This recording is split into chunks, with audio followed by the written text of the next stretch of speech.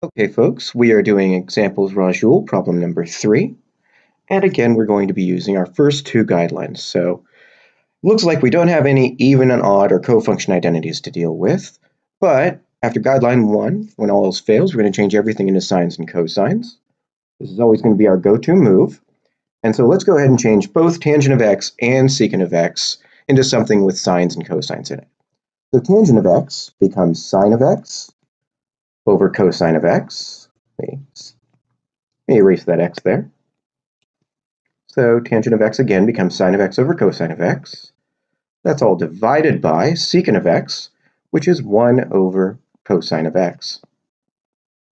Now this bar here in the middle is a divided by sign, so let's go ahead and change that.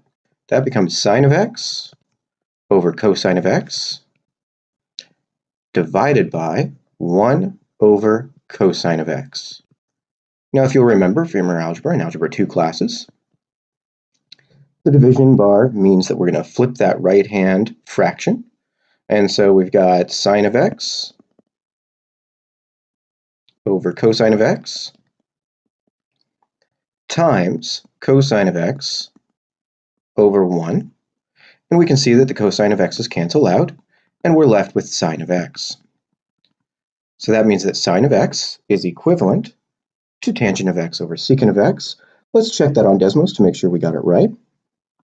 So as you can see, I've graphed tangent of x over secant of x, and I just want to make sure that it's equivalent to sine of x. If those two graphs overlap, then I got it right. So let's go ahead and do that. And as we can see, we got it right. That was examples Rajul, problem number 3.